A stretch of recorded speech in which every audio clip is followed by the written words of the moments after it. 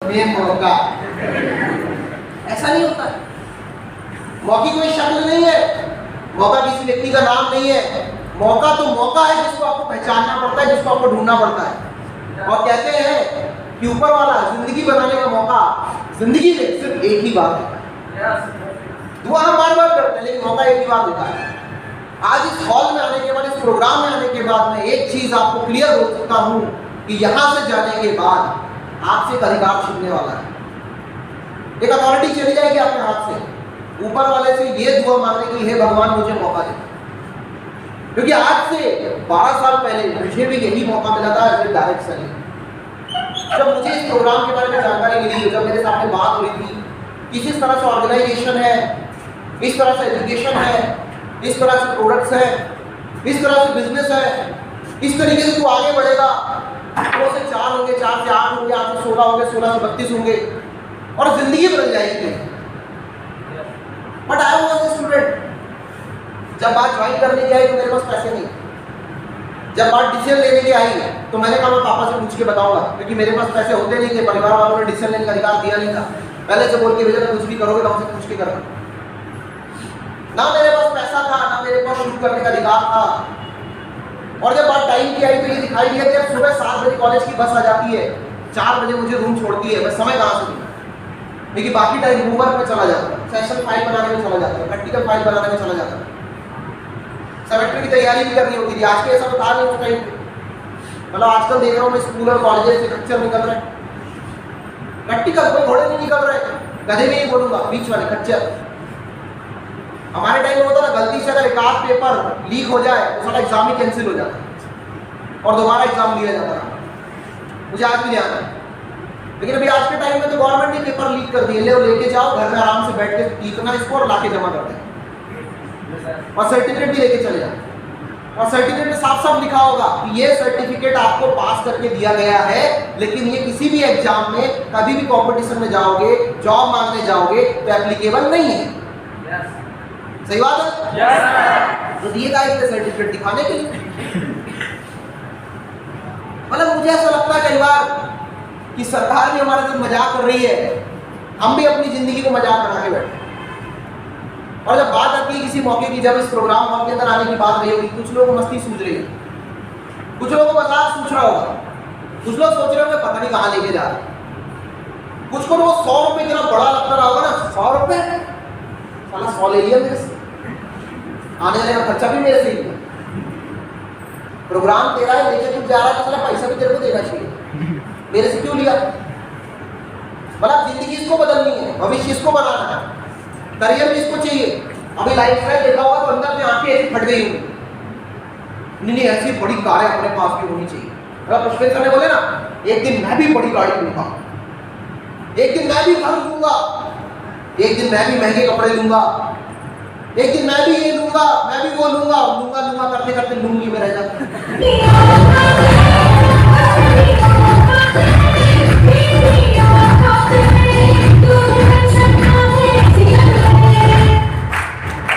क्योंकि जब कुछ लेने की बारी आती है ना, पैसा लगता है बॉस, फ्री में कुछ नहीं मिलता। अल्लाह वो जमाने गए जब जहर फ्री में मिल जाता था, आजकल जहर भी फ्री में नहीं मिलता, अभी उसका भी पैसा लगता है। और फ्री मांगने वालों का हाल क्या होता है पता है? एक बार ना, अब इंडिया है, लोगों को आदत तो फ्री की ज्यादा होती है, लेकिन लोग भी जो यहाँ पे धंधा कर रहे हैं ना, एक से बढ़ के धंधे वाले, छत्तीसगढ़ वाले हो, एमपी वाले, हैं सब इंडिया वाले। तो आलम ये होता है कि एक आदमी ने ना एक जू खोला, एक चिड़ियाघर खोला। उस चिड़ियाघर के अंदर दुनिया भर से जानवर लेकर आए और जानवरों को रखा और लोगों के लिए टिकट रख दी सिर्फ 500 रुपए। साला कोई नहीं आया। उसने तो चलो हो सकता है भाई अभी ग्राहकी नहीं बनी है, ये मार्केट नहीं बना है, अगर टिकट प्राइस थोड़ा कम करता हूँ तो शायद लोग आ जाए। उसने 400 रुपये टिकट रखी, कोई नहीं आया। 200 कर दी, कोई नहीं आया। 100 कर दी, फिर भी कोई नहीं आया। उसको समझ में आया इंडिया के लोगों की आदत है, ये अंडर द टेबल देना ज्यादा पसंद करते, ऊपर से बात करो तो नहीं लेंगे। बोला पढ़ाई का खर्चा नहीं करना, बीमारी का खर्चा नहीं करना, लेकिन जब मरने की नौबत आ जाती है बोले कितना करना है बताओ, लेके आ, फिर घर गिरवी रख के लेके आएंगे। फिर जब नौकरी की बात आएगी तो 2-4 लाख 5 लाख रुपए घर बेच के लेके आएंगे, क्योंकि उसके बगैर चलता नहीं आज। तो ये ऐसे ही मानेंगे, तो उसने उठाया टिकट फ्री कर दी। समझना मेरी बात को। जैसी टिकट फ्री की भीड़ लग गई, ढेर सारे लोग आ गए और जैसे ही लोग एंटर हुए बाहर से कुंडी लगाई, ताला लगाया, अंदर शेर चीते भालू सब छोड़ दिया और लिख दिया बाहर जाने का टिकट 1000।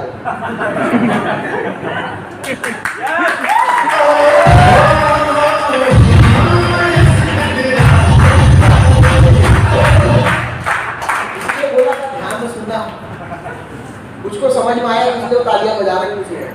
उसको समझ में आया क्या बोला था 1000, उसको मतलब नहीं, उसको पता ही नहीं, वो किसी और दुनिया में है। देखो जिंदगी में कामयाबी चाहिए। कितने लोग हैं यहाँ पे, मैं एक सवाल पूछना चाहूंगा, कितने लोग यहाँ पर बैठे हुए हैं जो कामयाब होना चाहते हैं? कुछ का हाथ इतना उनको भरोसा नहीं, उनको आधी कामयाबी चाहिए। यार इसको हाथ को यहाँ तक तो लेके आओ, कम से कम अपने हाथ है ना, कामयाबी चाहिए। सबने हाथ उठा लिया, मैंने सबको थोड़े बोला था, मैं तो बोला जिसको कामयाबी चाहिए उससे वो हाथ उठाए, बाकी लोग हाथ नीचे कर। सभी को चाहिए, चाहिए ना? कामयाबी चाहिए तो यहाँ ध्यान दीजिए, क्योंकि मैंने पहले ही बोल दिया, मैंने बहुत बड़ा कमिटमेंट किया है आप लोगों के साथ, बहुत बड़ा दावा किया है। इस हॉल से वापस जाते हुए ऊपर वाले से दुआ मांगने का अधिकार खो के जाने वाले हो, ऊपर वाले को मौका दें। एक मौका है आज आपके लिए, पर मैंने पहले ही कहा कि मौके की कोई शक्ल नहीं होती। मौका किसी व्यक्ति का नाम नहीं होता, मौका तो मौका है जिसको आपको पहचानना पड़ता है। मुझे भी मौका मिला था आज से 12 साल पहले डायरेक्ट सेलिंग से इंट्रोड्यूस होने का, लेकिन जब मुझे इंट्रोड्यूस करवाया गया मेरे पास पैसे नहीं थे, मुझे इंट्रोड्यूस कराया गया, मेरी फैमिली ने मुझे कुछ करने के लिए नहीं बोला था। आई वॉज अ स्टूडेंट, मेरी पढ़ाई चल रही थी, मुझे लग रहा था यार पहले पढ़ाई कर लेते हैं उसके बाद देखेंगे। लेकिन वहीं अंदर से एक चीज और लग रही थी, यार ये नहीं भी करता हूँ तो हर महीने हर साल पैसा तो लग ही रहा है, कॉलेज की फीस लग रही है, महीने के खर्चे लग रहे हैं, वो भी तो घर से लेना पड़ रहा है। मतलब आज की महंगाई के जमाने में अगर आप घर से बाहर रहकर पढ़ाई कर रहे हो, रायपुर में रह रहे हो, बिलासपुर में रह रहे हो या भोपाल जैसे की मेट्रो सिटी में रह रहे हो, तो 5-7 हज़ार रुपये रहने खाने में आराम से लग जाता है और कॉलेज की फीस 60-70 हज़ार से कम होती नहीं। मतलब आज की डेट में 4 साल की एजुकेशन करवा के बच्चे को खच्चर बनाने का 4-6 लाख रुपए तो लग ही जाता है। सही बोल रहा हूँ? यस। तो उतना तो वैसे भी लग रहा था, तो मुझे दिखाई दिया कि जब इतना पैसा लग रहा है 11,000 में क्या हो जाने वाला है? क्या बहुत कुछ हो जाने वाला है? No sir.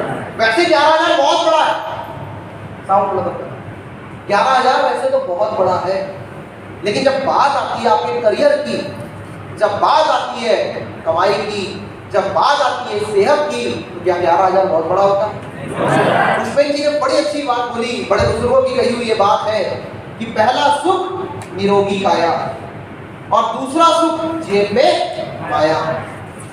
लेकिन ये दोनों चीजें हासिल करनी हो तो कुछ ना कुछ तो शुरू करना पड़ेगा, क्योंकि आज की दुनिया में ना ही सेहत मुफ्त में मिलती है, ना ही अगर कमाई करनी हो तो मुफ्त में मिलती है, दोनों चीजें चाहिए। और मुझे ऐसा लगा उस दिन यार साला भले जेब में गांधी नहीं है पर साला दिल में आंधी है, शुरुआत तो मैं करके रहूंगा क्योंकि मुझे ये मौका पकड़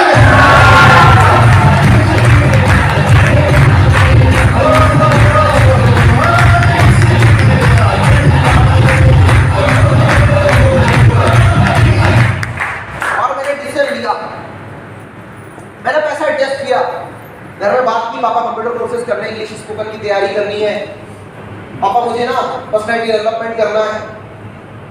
मैंने 2-4 पढ़ाई के नाम लिए, अपने हिसाब से कुछ किताबें खरीदनी है कॉलेज की, और ऐसे करके सब चीज़ करके, क्योंकि घर वाले उसमें पढ़ाई के नाम से ही सबसे ज़्यादा पैसा मुझे देते थे। यू आर लकी कि हमारे कस्टमाइज पैकेज के साथ काम कर रहा है, जिसमें इंग्लिश स्पोकन है, जिसके अंदर पर्सनैलिटी डेवलपमेंट है, जिसके अंदर वेबसाइट बिल्डर सॉफ्टवेयर है, और प्लस साथ में न्यूट्रिशन। और न्यूट्रिशन सबके लिए जरूरी है। न्यूट्रिशन कुछ लोग जब यहाँ पर देख रहे थे तो लोग बात करते हैं सर ये तो शायद बड़ों के लिए है, बुजुर्गों के लिए, बीमार तो वही होते हैं। सी बकौर की बात हुई, लोनी जूस की बात हुई, एलोएक्टी की बात हुई, एमएचएस की बात हुई। Nutrition are not only for the old age persons, nutrition हम सबके लिए जरूरी है। और ये बात 2020 के बाद हर उस बंदे को समझ में आई जो कम उम्र का था लेकिन उसके बावजूद भी कोविड पॉजिटिव है। मतलब इम्यूनिटी सिर्फ बड़े बुजुर्गों की कमजोर नहीं है, सही मायने में हमारी भी कमजोर है। बात बड़ी अच्छी बोली इन्होंने कि पहले के आदमी की जो एवरेज एज होती थी 100, 120, 130, कई लोग तो 2-2 साल भी जीते थे, जो पहले की बात अगर हम करें। और आज के ज़माने में देखें तो एक व्यक्ति की एवरेज एज 60 साल हो गई, 70 साल हो गई, 80 साल हो गई। 60 ऊपर चला जाए तो डॉक्टर बोलता है बोनस की जिंदगी मिली है जितनी मिली सीधे। क्यों? क्योंकि पहले जैसे खान पान में ताकत नहीं रहेगी। अगर आपके घर में खेती बाड़ी होती होगी, आपको यहाँ पे कहते हैं छत्तीसगढ़ में सबसे ज़्यादा धान की खेती होती है, सीजन मतलब साल में 3 बार खेती कर लेते हैं धान की। लेकिन उस धान को उगाने के लिए ढेर सारा यूरिया, ढेर सारी रासायनिक खाद डाले जाते हैं। वो जल्दी खराब ना, उसमें ढेर सारे पेस्टिसाइड डाले जाते हैं। क्या हो रहा है? खाने को पहले हमने जिस तरह का विटामिन मिलना चाहिए तो उतने विटामिन से भरपूर ही नहीं होती है, रासायनिक खाद एक तरफ आए। फिर उसके बाद वो खाना जल्दी खराब ना हो, धान जल्दी खराब ना हो, कीड़े ना लगे, उसको पेस्टिसाइड डालें, कीटनाशक डालें। अल्टीमेटली क्या हुआ? आप पकाकर उस पेस्टिसाइड को, उस कीटनाशक को, उस पॉल्यूटेड भोजन को खुद ही खा रहे हैं। सही बात है ना? Yes sir. तो खाने में पहले जैसी एनर्जी नहीं रहेगी। हवा पॉल्यूटेड पहले से है, और पानी की तो छोड़ ही दो। आप डॉक्टर के पास जाओ, बीमार पड़ो तो सबसे पहले बोलता है बेटा पानी चेंज करो अपना। कई बार तो यही आदत होता है कि आप बीमार होकर जा रहे हो तो अच्छा कहीं बाहर दे देंगे, पानी चेंज हुआ होगा तुम्हारा। मतलब स्वाभाविक सी कहानी है। जो लाइफ की सबसे बेसिक चीज है जिसके बगैर कोई इंसान जी ही नहीं सकता, वो इतना पॉल्यूटेड है जो किसी भी उम्र के व्यक्ति को बीमार कर रहा है। जो न्यूट्रिशन जरूरी है, मतलब न्यूट्रिशन से मतलब ये कोई दवाइयाँ नहीं है, ये दवाई नहीं है। We are not selling any illness programme, we are selling wellness programme. हम दवा नहीं बेच रहे हैं, हम न्यूट्रिशन के ऊपर बात कर रहे हैं। मतलब एक वो पौष्टिक आहार, वो खुराक जो आपको खाने से नहीं मिल पा रही है, वो आपको एमआई प्रोवाइड करता है। मतलब मैं ज्यादा कुछ तो नहीं बोल सकता, लेकिन मैं ये जरूर बोल सकता हूँ कि अगर साल में आप 4-6 बार बीमार पड़ते हो, डॉक्टर के पास जाते हो, तो आप साल में 1 बार ही डॉक्टर के पास जाओगे, और जितनी भी उम्र आप जिंदगी की जीने वाले हो उसमें कम से कम 10 साल बढ़ोतरी हो जाएगी अगर ये प्रोडक्ट्स आप इस्तेमाल करेंगे।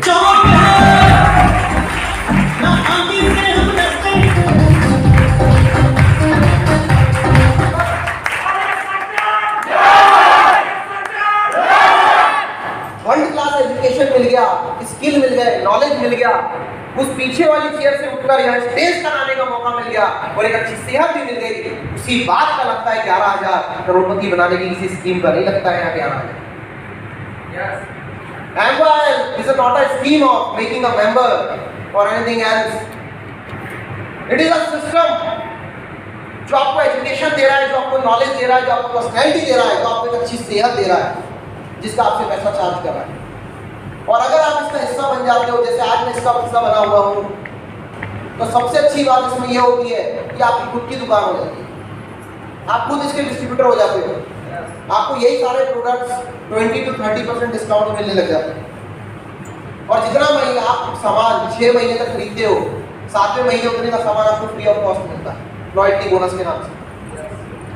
और स्वाभाविक है यार, जब खुद की होलसेल की दुकान हो तो मार्केट में जाके चिल्लर क्यों सामान खरीद के लेकर आए। Yes sir. ये सबसे बड़ी फायदे की चीज मुझे लगी। दैट्स व्हाई हमने एमआईएल के साथ शुरुआत की, और आज हम देख पा रहे हैं कि एमआईएल लगातार सेहत के ऊपर काम कर रहा है, एजुकेशन पे काम कर रहा है, नॉलेज पे काम कर रहा है, और एक बेहतर करियर भी लोगों को प्रोवाइड कर रहा है। मतलब आज से लगभग 10 साल पहले हमने एक सोच ली 2012 में, जब डायरेक्ट सेलिंग करते हुए मुझे 2 साल हो गए थे, और हमने ग्रुप रीलॉन्च किया, दैट इज डेस्टिनी क्रैकर।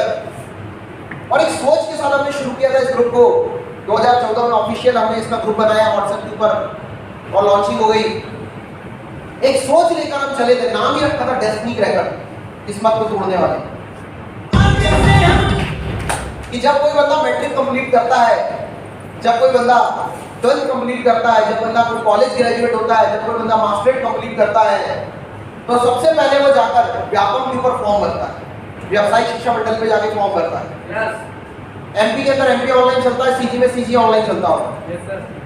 कोई ना कोई जरिए होंगे जहाँ से आप इंटरनेट के ऊपर जाकर एग्जाम फॉर्म भरते होगे, कंपटीशन के फॉर्म भरते होगे, चाहे आर्मी का भरो, चाहे रेलवे का भरो, या किसी का भी भरते हो। आप एसएसबी का फॉर्म भरते होगे, सर्विस सेक्टर के भरते होगे, पब्लिक सेक्टर के भरते होगे, सीजीपीएससी के भरते होगे।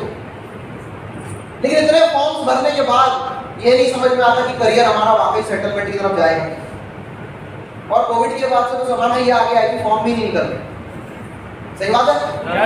एक सोच लेकर हम चले थे 2012 में, 2014 में हमने ऑफिशियल लॉन्चिंग की कि जब एक बच्चा मैट्रिक कंप्लीट करेगा, जब एक बंदा +2 कंप्लीट करेगा, जब एक बच्चा ग्रेजुएशन करेगा, जब एक बंदा मास्टर्स करेगा, तो उसके बाद उसे किसी ऑनलाइन के ऊपर जाकर कंपटीशन का फॉर्म भरने की जरूरत नहीं है। उसके साथ में ही वो डेस्टिनी क्रैकर के साथ डायरेक्ट सेलिंग का फॉर्म भरेगा, और जब दुनिया 5 साल के बाद अपने करियर के लिए रास्ते तलाश रही होगी, तब तक वो यंग एज के अंदर सेटलमेंट अचीव कर चुका होगा, मुकेश शाह की तरह।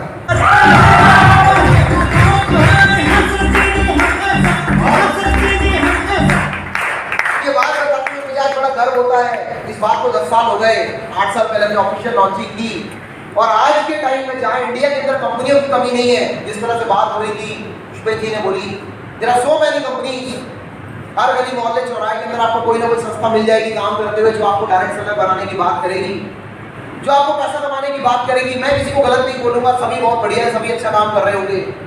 मैं वैसे ही पॉजिटिव देखना पसंद करता हूँ, नेगेटिव पसंद नहीं करता। लेकिन जब बात इंडिया के अंदर सबसे बड़ी लीडरशिप की आती है, जब बात यंग एज एंटरप्रेन्योर्स की आती है, यंग एंटरप्रेन्योर्स की आती है, जिन्होंने कम उम्र के अंदर गाड़ियां तोड़ी है, जिन्होंने कम उम्र के अंदर 4 व्हीलर्स दी है, जिन्होंने कम उम्र के अंदर पूरा देश घुमा है, डोमेस्टिक टूर किए हैं, जो कम उम्र के अंदर विदेश तक जा चुके हैं, जो कम उम्र के अंदर लाखों रुपए कमा रहे हैं, जो कम उम्र के अंदर आज अपने लिए घर बना चुके हैं, तो सबसे ज्यादा बंदे डेस्टिनी क्रैकर के पास हैं। मतलब जो सोच लेकर हम आज से 12 साल पहले, 10 साल पहले चले थे, 8 साल पहले हमने ऑफिशियल लॉन्च किया था, वो हमने पिछले सालों के अंदर अचीव कर डाला है। इसलिए आज कोई बंदा जब मैट्रिक कंप्लीट करता है, जब कोई बंदा कॉलेज कंप्लीट करता है या कर रहा होता है ना, तो सबसे पहले वो सोचता है कि अगर करियर बनाना है और मुझे एक मौके की तलाश है, तो मुझे कहीं और जाने की जरूरत नहीं है, मुझे डेस्टिनी क्रैकर के साथ फॉर्म भरने की जरूरत है। बाकी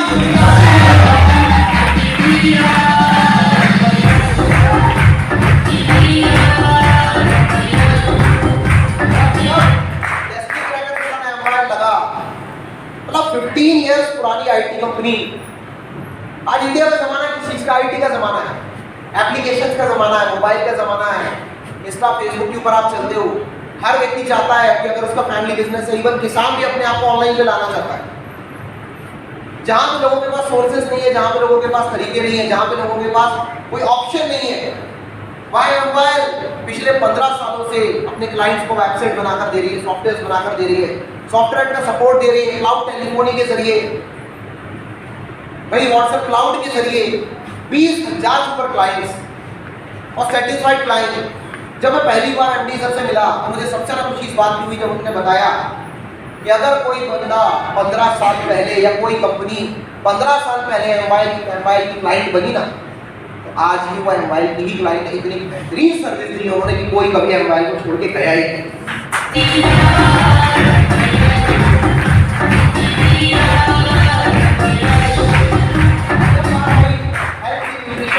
जिसको हमने 4.5 साल पहले प्री लॉन्च किया, 4 साल पहले ऑफिशियल लॉन्चिंग की 23 मार्च 2018, और लॉन्चिंग भी किससे करवाई? एशिया के लार्जेस्ट मोटिवेशनल स्पीकर, एशिया के सबसे बड़े मोटिवेशनल स्पीकर, जो लोगों को गाइड कर रहे हैं, जो छोटे छोटे व्यापारियों को ये बता रहे हैं कि वो अपने व्यापार को रिटेल के अंदर लाकर किस तरह से पैसा कमा सकते हैं। डॉक्टर विवेक बिंद्रा, जो आज हर किसी को सोच दे रहे हैं, थिंकिंग दे रहे हैं, उनके थ्रू लॉन्च करवाया उन्होंने, और ऑर्गेनिक्स को कवर किया, हेल्थ को कवर किया। हेल्थ ही क्यों, न्यूट्रिशन ही क्यों? हमने थोड़ी देर पहले बात की कि पहले के लोगों की जो एवरेज एज थी वो ज्यादा हुआ करती थी, आज के लोगों की एवरेज एज कम है। क्या मेरी बात से सहमत है? यस और नो? पीछे वाले सहमत है? मेरी बहनें सहमत है? वैसे ही आज एक और चीज सच्चाई है कि पहले मार्केट में गिनती के 1 या 2 हॉस्पिटल या 1 आध 2 डॉक्टर होते थे, और उनके पास भी ज्यादा लोग इलाज कराने नहीं आते थे। लोग छोटे मोटे टोटके करके या घर में जड़ी बूटियां खा के ठीक हो जाते थे। पर आज आप देखोगे कि मार्केट के अंदर हॉस्पिटल की संख्या बढ़ चुकी है, स्वास्थ्य केंद्र बढ़ चुके हैं, भाई डॉक्टर्स की क्लिनिक बढ़ चुके हैं, हर गाँव में आजकल डॉक्टर मिल जाता है। और गौर करने वाली बात है, जब भी मौसम बदलता है या कोविड जैसी कोई बीमारी का वेव आता है, और वो चलने वाला है, WHO बोल चुका है, पहली लहर आई, दूसरी लहर आई, तीसरी भी आती रही। उस समय पहले किस्मत लॉकडाउन की जरूरत नहीं पड़ी, कहीं थोड़ा बहुत 1 आध दिन का लॉकडाउन लगा, बाकी जरूरत नहीं पड़ी। लेकिन WHO तो बोल चुका है चौथी लहर क्या है, 5वीं भी आने वाली है, और अभी 2024 तक चलने वाला है। और ऐसे टाइम में आप देखोगे तो डॉक्टरों की क्लिनिक के अंदर पैर रखने की जगह नहीं है। क्या मैं सही बोल रहा हूँ? इतना बुरा हाल होता है, मौसम बदले तो हम बीमार, कोविड आए तो हम बीमार, और ऐसे टाइम में जिंदा कौन रहता है? बचेगा कौन? उम्र किसकी बढ़ेगी? वही उसी की बढ़ेगी जिसकी इम्यूनिटी मजबूत होगी, और अंदर से इम्यून सिस्टम, रोग प्रतिरोधक क्षमता उसी की बढ़ेगी जो कंप्लीट न्यूट्रिशन लेगा, यानी कि अच्छा पोषण लेगा, और वही एमवाइल आज प्रोवाइड कर रहा है। इसीलिए तो चलने वाला है यार।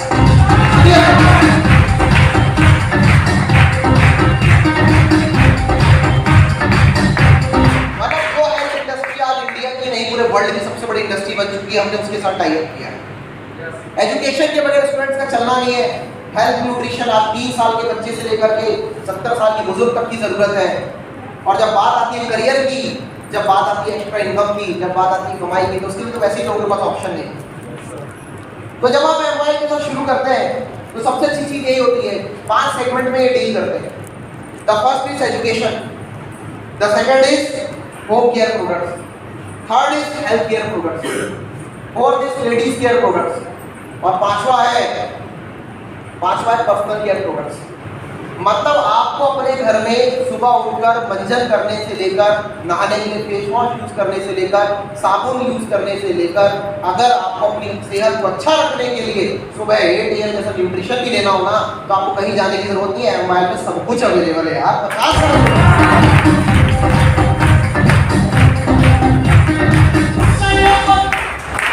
तो मार्केट एंड आज हमारा मजबूत है, वैल्यूबल चीजें हैं, वैल्यू फॉर मनी है। हर किसी एज ग्रुप को हम कवर कर पा रहे हैं, इसीलिए हमारा बिजनेस मार्केट बढ़ता चला जा रहा है। लेकिन होता है लोगों के पास सवाल आते हैं, कुछ लोगों के मन में कुछ सवाल आते हैं, सर चलेगा कि नहीं चलेगा, सर होगा कि नहीं होगा। अच्छा, मैं आप सबसे पूछना चाहता हूँ, इंडिया में कोई ऐसा दिन आएगा जिस दिन लोग पढ़ाई करना बंद कर देंगे? अच्छा, इंडिया में ऐसा दिन तो चलो मान लिया युद्ध हो गया, लड़ाई हो गई यूक्रेन और रूस जैसे, कोविड आ गया, फिर से स्कूल कॉलेज फिर वापस से बंद हो गए, लेकिन क्या ऐसा कोई दिन आ सकता है कि घर परिवार में पढ़ा लिखा हो या अनपढ़ हो वो व्यक्ति बीमार नहीं पड़ेगा? तो बीमारी का इलाज नहीं कराएगा, अपनी सेहत पे खर्च नहीं करेगा? मतलब एमवाइल चलने नहीं वाला है, दौड़ने नहीं वाला है, उड़ने वाला है यार।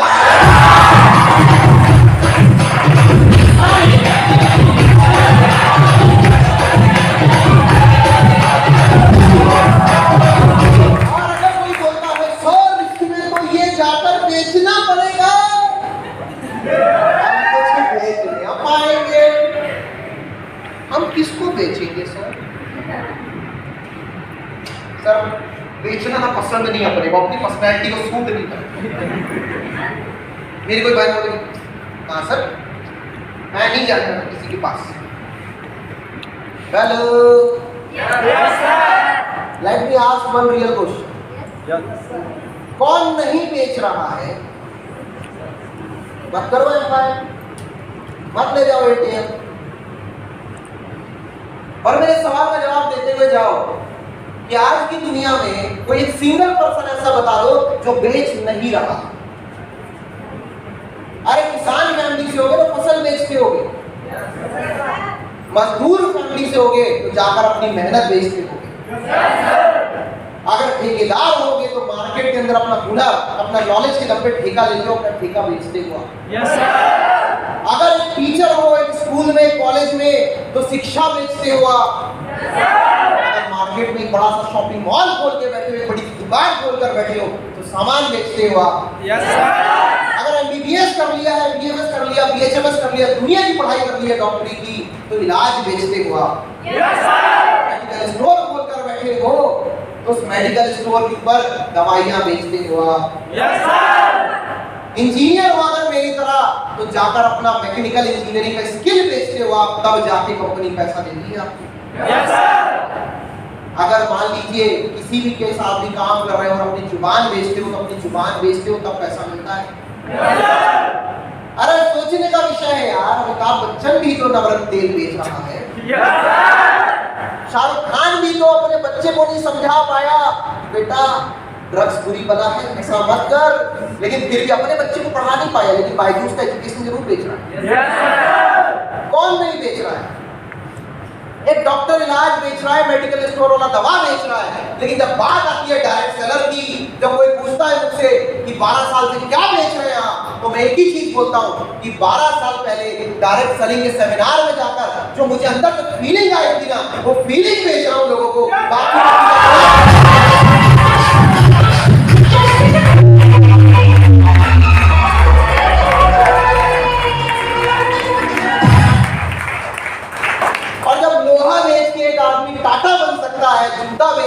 आदमी बाटा बन सकता है, तो फीलिंग बेचकर अभिनीत साहू ने भी आज 1 करोड़ रुपए कमा लिए, और यहाँ पर मुझे भी बेचने में करने की, बेचने के प्रोफेशन में हो गया।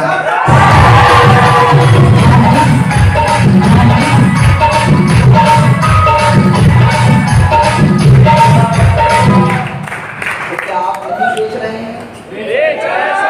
क्या आप नहीं बेचने वाले हैं? बेचना तो पड़ेगा।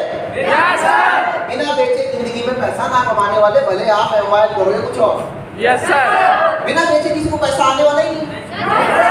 स्वाभाविक से कुछ दोगे तभी तो सामने वाला पैसा देगा, यस सर, है नहीं? Yes sir. तो ये बात मेरे भी समझ में आ गई और शुरुआत करके काम करते गए। लोग सवाल करते गए, 12 साल पहले भी लोग सवाल करते थे, 4 साल पहले भी लोग सवाल करते थे, जब हमने एमवाइल के साथ टाई अप किया तब भी लोग सवाल करते थे, और आगे भी लोग सवाल करते रहेंगे। मुझे पता है लोग सवाल करते जाएंगे, हम जवाब देते जाएंगे, लोग सवाल करते जाएंगे, हम जवाब देते जाएंगे। जो जवाब को सुनते जाएगा, समझते जाएगा, शुरू करते जाएगा, वो हमारे साथ यहाँ स्टेज में आते जाएगा, और जो नहीं सुनने वाला है कोई दिक्कत नहीं, मार्केट में बेरोजगारों की भीड़ में वो वैसे भी लगने वाला है।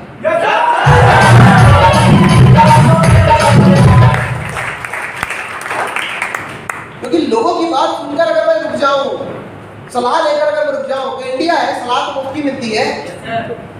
और कुछ तो लोग कहेंगे, लोगों का काम है कहना, छोड़ो बेकार की बातों में कहीं बीत न जाए रहना, कुछ तो लोग कहेंगे।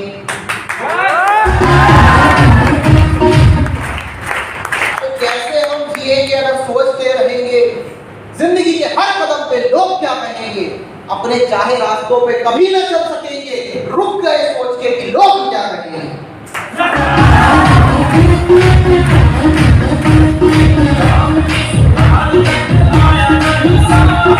अगर मेरे दिल की बात आपके दिल तक पहुंचे तो इसके बाद तालियां चाहूंगा मैं आपसे। अरे तू अपनी खूबियां देख, खामियां निकालने के लिए लोग हैं। तू अपनी खूबियां देख मेरे भाई, तू अपनी खूबियां देख मेरी बहन, खामियां निकालने के लिए लोग।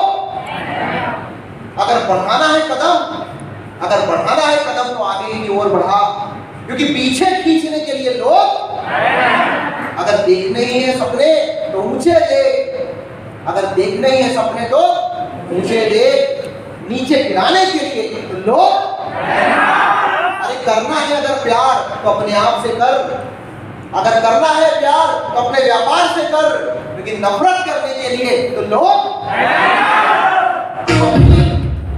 तू अपनी एक अलग पहचान बना, तू अपनी एक अलग पहचान बना, क्योंकि भीड़ के बीच में और भीड़ के पीछे चलने के लिए तो लोग। अरे करना ही है तो कुछ करके दिखाओ यार, अगर करना ही है तो कुछ करके दिखाओ यारो, क्योंकि जिस दिन तुम कुछ कर जाओगे उस दिन तालियां बजाने के लिए तो लोग।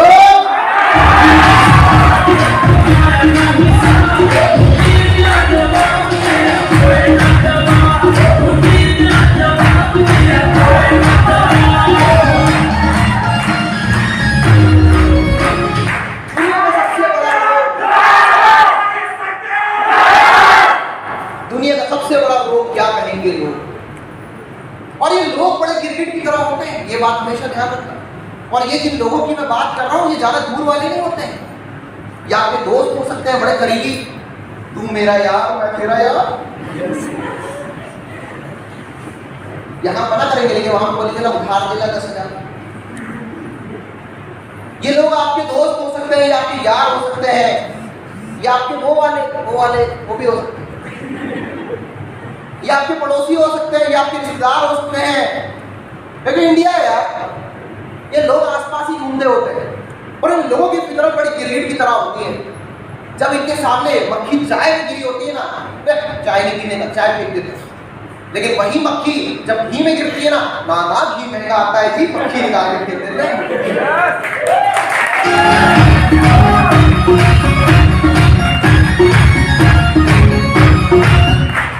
जब मैंने डायरेक्ट सेलिंग व्यापार के साथ शुरुआत की आज से 12 साल पहले, मैंने मेरे दोस्त से कहा यार तू देखना एक दिन ना बड़ा जबरदस्त काम चलेगा।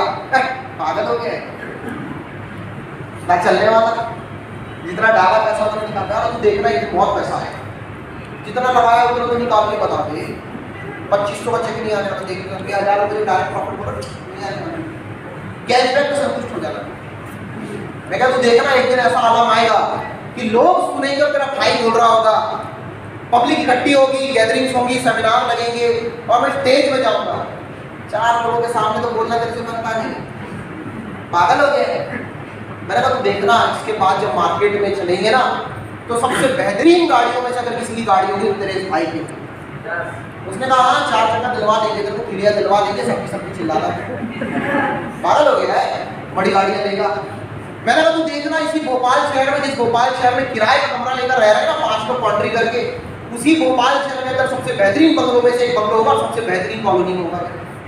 उसने कहा पागल हो गया है। उसने कहा देखना, मैंने उससे कहा तू देखना एक दिन ऐसा आएगा कि भले आज क्लास में सब लोग नहीं पहचानते, because I was not a topper, भले क्लासरूम में लोग नहीं पहचानते, भले आज टीचर नहीं जानता, भले मेरे पड़ोस में लोग नहीं जानते, लेकिन एक दिन ऐसा आएगा कि पूरा इंडिया जानेगा। जब बात डायरेक्ट सेलिंग की आएगी तो अवनीश साहू का भी एक नाम होगा और लोग गूगल पे सर्च करेंगे हम।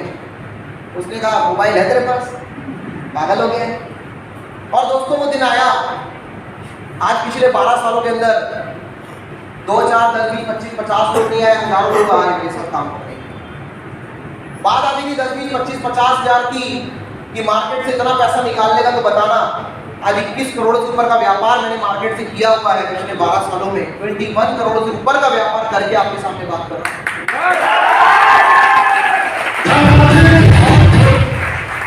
जो मुझसे बात कर रहा था कि जब तेरा 10-20 हजार निकल जाए तो बताना 10, 20, 25, 50 हजार नहीं, बल्कि इस इंडस्ट्री के अंदर 1 करोड़ से ऊपर कमाकर आपसे बात कर रहा हूं।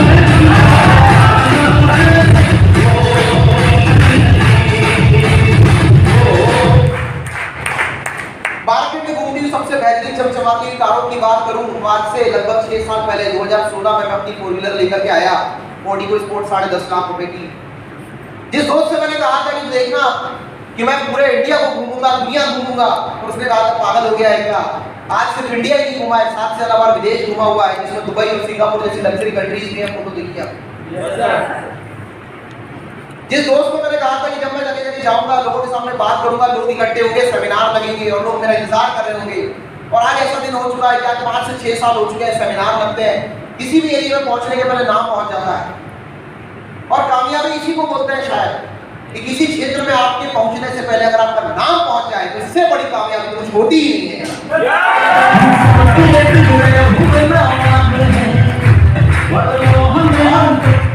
जब बात आती है टेक्नोलॉजी की, तो आज के जमाने में घर के आगे नेम प्लेट लगी हो ना लगा हो, नेम प्लेट में आपका नाम होना हो, लेकिन अगर गूगल बाबा में आपका नाम सर्च करने के बाद ऊपर व्यूज में आपका नाम आ जाए तो इससे बड़ी कामयाबी क्या होती है। तो यहाँ पर इस बिजनेस में, डायरेक्ट सेलिंग इंडस्ट्री ने वो नाम भी दिया है मुझे कि गूगल भी करोगे तो अपन मिल जाएगा।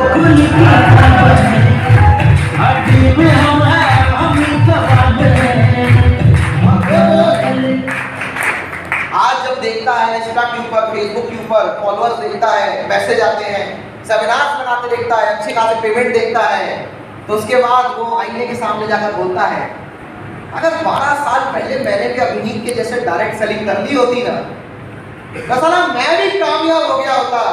तो आईना भी सामने से बोलता है, अभिनीत बनने की बात करता है, अबे पागल हो गया क्या?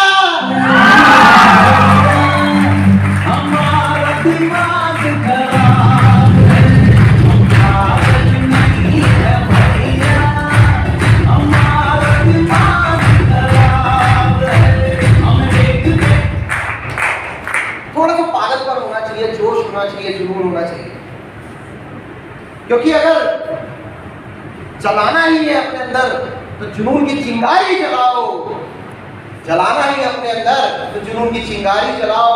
अरे जलने के लिए तो लोग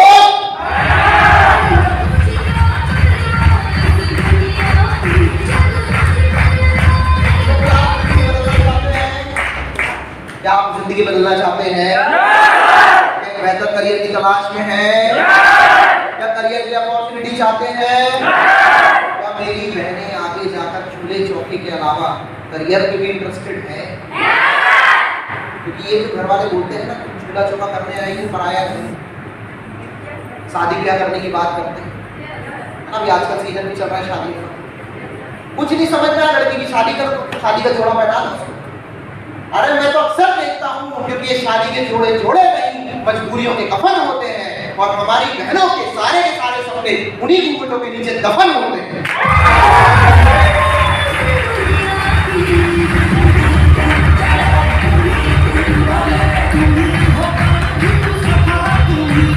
तो क्या सपने पूरे करने को तैयार हो? जिंदगी बनाने को तैयार हो? क्या करना पड़ेगा उसको? डिसीजन लेना पड़ेगा। जिंदगी में बिना डिसीजन लिए किसी का कुछ नहीं होता। विश्वास करना पड़ता है, डिसीजन लेना पड़ता है। और जैसे कि मैंने कहा, मौके की कोई शक्ल नहीं है, मौका किसी व्यक्ति का नाम नहीं है, वैसे विश्वास की भी कोई शक्ल नहीं है। अगर कोरोना एक बीमारी है तो वैक्सीन एक विश्वास है कि यार मैं अगर वैक्सीन लगवा लूंगा तो ठीक हो जाऊंगा।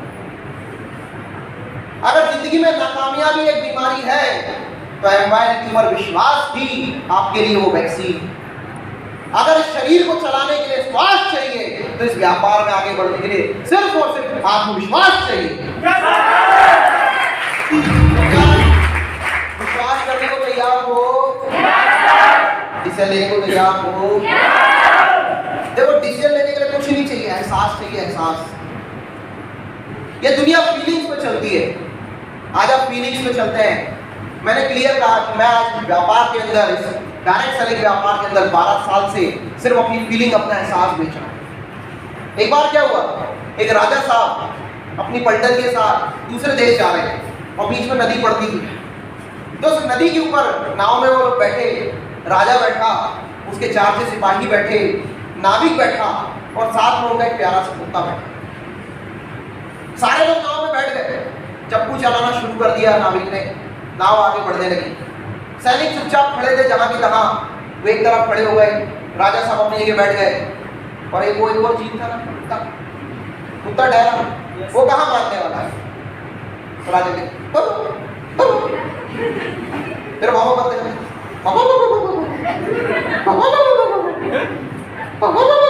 वो साला इधर से उधर, इधर से उधर, इधर से उधर।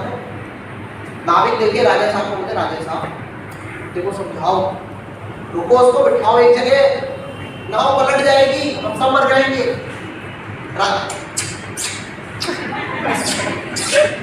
बैठ सिखलाए बड़े अच्छे से, कुत्ता फिर खड़ा, वो बैठने के तैयार नहीं। नाविक फिर, जहां थोड़ी सी नाव इम्बैलेंस हुई, सब डरने लगे, राजा डरने लग गया, सिपाही डरने लग गए, नाविक भी डरने लग गया। राजा साहब मर जाए, समझाओ, बिठाओ। राजा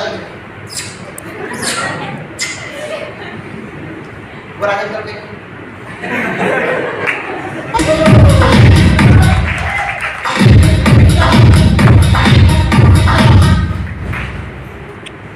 एक सिपाही सामने आया, बोले राजा साहब एक बात बोलूं? बोले हाँ बोलो। 5 मिनट दो, 5 मिनट। 5 मिनट के अंदर ये कुत्ता समझ जाएगा और एक जगह बैठ जाएगा। बोले अरे इतनी देर से तो मैं समझा रहा हूँ, तो मान नहीं रहा, शायद तेरी बात मान जाए। बोले 5 मिनट के लिए आप चुप रहे, क्योंकि आपका आदेश में टाल नहीं सकता सिपाही। तो 5 मिनट में जो करूंगा मेरे को करने देना, चुपचाप बैठना। राजा बोले ठीक है, कोई दिक्कत नहीं। सिपाही को 5 मिनट दिए गए। सिपाही ने कुत्ते को उठाया और पानी में फेंक दिया। कुत्ता उसने भी कुत्ता तेज भौंकते, कुत्ता तेज भौंकते रोने लग गया, खिखियाने लग गया। उधर नाव में राजा, अबे ये क्या किया? राजा साहब पानी, कितना? 5 मिनट। 5 मिनट। अब कुत्ता भौंक रहा है, खिखिया रहा है, रो रहा है, नाव में आने की कोशिश कर रहा है। उसी भाई बहुत डंडा मार के उसको पीछे कर दे। राजा यार देख, कुत्ता मर जाएगा, बड़ा प्यारा कुत्ता है, मैंने बच्चे की तरह पाला उसको। राजा साहब 5 मिनट, 1 मिनट बीते, 2 मिनट बीते, 3 मिनट बीता, राजा को कुत्ता कर रहा है। उसको उठाया, फिर 5 मिनट होने के बाद पानी से उठा के वापस ला। अब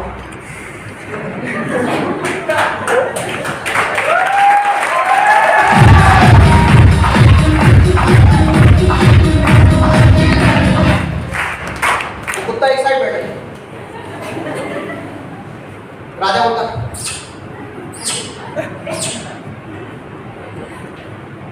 जो पहले रुक नहीं रहा था, कितना भी बोल लो अब साला उसको बोल रहे कि इधर आ जा। जो पहले रुक नहीं रहा था अब वो हिल नहीं रहा, वो उसी जगह पे बस।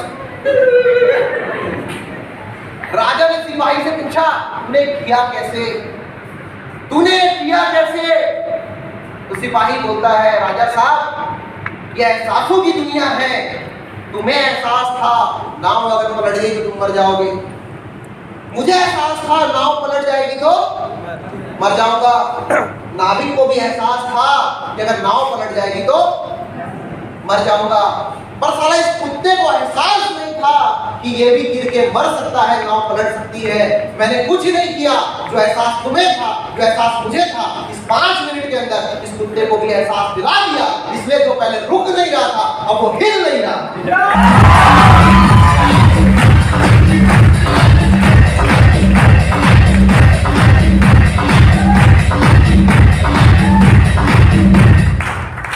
तो हम भी क्या ऐसे एहसास का इंतजार करें?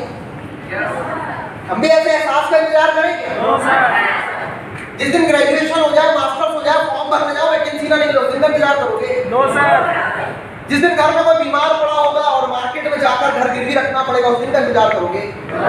जिस दिन बहन की शादी की बारी आएगी, कोई अच्छा लड़का मिल जाएगा और वहां पर दहेज देना होगा और पैसा नहीं होगा और मार्केट में जाकर किसी बनिए से ब्याज में पैसा उठाना पड़ेगा, उस दिन का इंतजार करोगे? क्या उस दिन का एहसास करना है? 12 साल पहले जब मुझे मौका मिला तो मेरे मन में सिर्फ एक ही ख्याल आया, मुझे सिर्फ एक ही एहसास हुआ कि पैसा नहीं भी डालूंगा तो 4 साल पैसा लगने वाला है। अगर आज मैंने डिसीजन नहीं लिया तो 4 साल के बाद बेरोजगारों की लिस्ट में, उस भीड़ में मेरा भी नाम शामिल होने वाला है। आज अगर डिसीजन नहीं लिया तो जिंदगी भर मैं भी नाकामयाबों के बीच में मैं भी रह जाऊंगा। वो एहसास था जिसने मुझे डिसीजन दिलवाया। आज यहाँ से वो एहसास करके जाना कि अगर ये नहीं करोगे तो क्या करोगे? मजदूरी। लड़कों के लिए फैशन है, छत्तीसगढ़ से ट्रेन पकड़ो, जाओ दिल्ली, बेंगलोर, बॉम्बे, कोलकाता, जाके मजदूरी करो। क्या मजदूरी करोगे? लड़कियों को घर से बाहर निकलने नहीं दिया जाता तो कुछ नहीं है, लोकल में जो छोटा मोटा काम मिल जाता है होटल में वो पकड़ देती है, क्या वो काम करोगे? उस दिन एहसास होगा। ये नहीं तो क्या, अब नहीं करोगे तो कब करोगे? जब उतने बुरे दिन आ जाएंगे तब करोगे। ये नहीं तो क्या, अब नहीं तो कब, और आप नहीं करोगे तो आपकी जिंदगी कौन बदलने वाला है यार? आप नहीं तो कौन? Because you are the creator of your own destiny. आप अपने भाग्य के स्वयं निर्माता हैं। आपकी जिंदगी में बदलाव एम्पायर तो ला सकती है, अभिनीत भी ला सकता है, लेकिन तभी ला सकता है जब आप बदलने को तैयार होंगे। मतलब सही में कहूं तो आपकी जिंदगी में बदलाव अभिनीत नहीं ला सकता, सिर्फ एम्पायर नहीं ला सकता, डायरेक्ट सेलिंग नहीं ला सकती, डेस्टिनी ट्रैकर नहीं ला सकती। आपकी जिंदगी में सबसे बड़ा बदलाव उसी दिन आएगा जब आप फैसला करोगे, क्योंकि आपकी जिंदगी में बदलाव आपकी चेयर में बैठा वो शख्स ही ला सकता है और कोई नहीं ला सकता।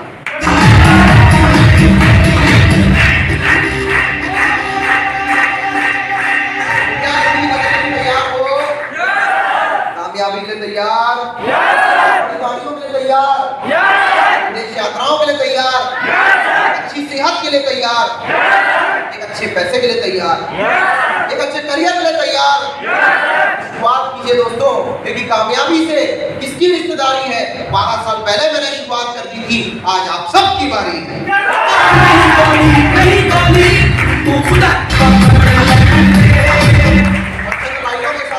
आज के हम वाइंड अप करेंगे। बड़ी खुशी हुई, बड़ा अच्छा लगा आप लोगों ने 1 घंटे मेरी बात सुनी, मुझे अपनी बात रखने का मौका दिया और मेरा 1 घंटे तक साथ दिया। और वो लाइनें जो अक्सर मुझे मोटिवेट करती हैं, उन्हीं लाइनों के साथ आज के सेशन को वाइंड अप करेंगे कि देखा है हमने भी जिंदगी को करीब से, कि देखा है हमने भी जिंदगी को करीब से, बात कुछ बनती नहीं सिर्फ नसीब से।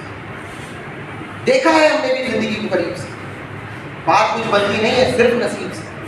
होते नहीं है अरमान पूरे खोखले इरादों से, देखेंगे सोचेंगे बताएंगे बात करेंगे।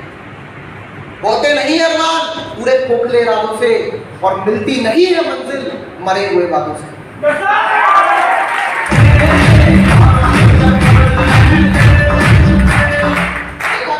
कमिटेड होते हैं वादा कर देते हैं लेकिन उसके बाद कहाँ गायब हो जाते हैं पता ही नहीं चलता। मिलती नहीं है मंजिल मरे हुए वादों से। अरे मंजिल को पाना है अगर तो इतना आसान नहीं है। मंजिल को पाना तो चाहते हैं, डायरेक्ट यूनिवर्सिटी में नाम तो बनाना चाहते हैं, पैसा तो कमाना चाहते हैं, करियर तो बनाना चाहते हैं, हमारी तरह चाहते हैं कि 12 साल बाद इंडिया के अंदर डायरेक्ट सेलिंग का नाम हो तो उसमें एक नाम हमारा भी हो, बनाना चाहते हैं वो भी अपना। मंजिल को पाना इतना आसान नहीं है। चल रहे हैं लोग लेकिन दिशा का ज्ञान नहीं। और है संसार में कुछ ऐसे भी लोग जो सांस तो ले रहे हैं पर जान उनमें भी नहीं, जान उनमें नहीं है। देखेंगे बताएंगे बहानेबाजी में लगे रहते। जिंदा हो तो जिंदा नजर आना जरूरी है, उंगलों पे आ जाए तो टकराना जरूरी है। संसार में कुछ ऐसे भी लोग जो चलते हैं उन्हें दिशा का ज्ञान नहीं, लेकिन कदम कदम पे इस जिंदगी ने एक चीज सिखाई है कि करना है अगर चमत्कार तो अपने चरित्र को सूरज की तरह चमकाना होगा। और परिस्थितियां आपके अनुकूल हो या ना हो, वक्त अच्छा हो या बुरा हो, परिस्थितियां अनुकूल हो या ना हो, लेकिन अपने दृष्टिकोण को मजबूत बनाना होगा, मजबूत बनाना होगा।